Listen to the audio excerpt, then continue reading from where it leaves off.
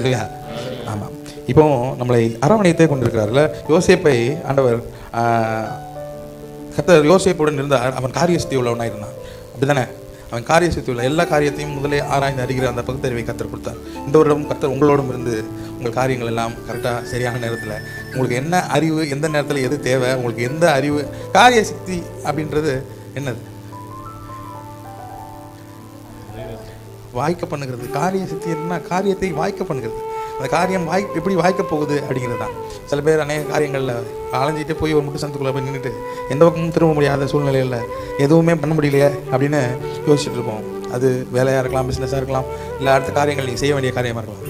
அந்த ஞானத்தையும் அறிவையும் அந்த காரிய சக்தியும் கர்த்தர் உங்களுக்கு கொடுப்பார். நீதிமொழிகள் 2:10 சொல்லுது, ஞானம் உன் இருதயத்தில் பிரவேசித்து அறிவு உன் ஆத்மாவுக்கு இன்பமாக இருக்கும்போது நல் யோசனை உன்னை காப்பாற்றும், புத்தி உன்னை பாதுகாக்கும் அப்படின்னு சொல்லுது. எது நுழையணுமா? ஞானம் உன் இருதயத்தில் பிரவேசித்து, ஞானம் சொல்லுங்களேன், ஞானம் உன் இருதயத்தில் பிரவேசித்து அறிவு உன் ஆத்மாவுக்கு இன்பமாக இருக்கும் பொழுது நல் யோசனை உன்னை காப்பாற்றும், புத்தி உன்னை பாதுகாக்கும். அப்போ தான் நீங்கள் எப்படி இருப்பீங்களா?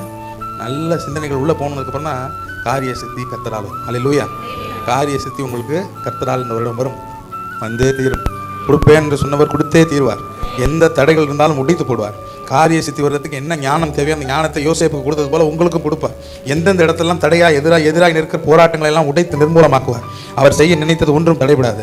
எல்லா காரியத்திலும் ஜெயம் கொடுப்பார். எல்லா காரியத்திலும் ஜெயம் முடிப்பீர்கள். நீங்கள் செய்கிற காரியெல்லாம் உங்கள் கைக்கு வந்து சேரும். இயேசுவின் நாமத்தினாலே நீங்கள் வேண்டிக் கொள்கிறதுக்கு மேலாய் செய்கிறவர், நீங்கள் நினைப்பதற்கும் வேண்டிக் கொள்கிறதுக்கும் அதிகமாக உங்களுக்கு கொடுக்கிறவர். ஒரு நாள் உங்களை வெட்கப்படுத்துவதில்லை. எந்த இடத்துல போய் எங்கேயோ போய் மாட்டிக்கிட்டு இந்த இடத்துல இருந்து வெளியே வர முடியலன்னு இந்த இடத்துல சிக்கி தவிக்கிறோம், எந்த இடத்துல தவிச்சு கொண்டிருக்கீங்களோ உங்களை அந்த இடத்துல இருந்து கர்த்தர் வெளியே கொண்டு வருவார். எந்த போராட்டத்தில் இருக்கிறீங்களோ, ஆண்டவரே இப்படி தானே போன வருஷம் இருக்கு, இல்ல இந்த வருஷம் காரிய சித்தி கர்த்தரால் வரும். உங்களை அவர் விடுவிக்க வல்லவராக இருக்கிறார். எல்லா போராட்டங்கள் இருந்தும், எல்லா மன பாரங்கள் இருந்தும் உங்களை விடுவித்து, திருப்பியும் சொல்றேன், உங்களை பனைமரம் போல கேதுரு மரம் போல உயர்த்தி வைப்பார்.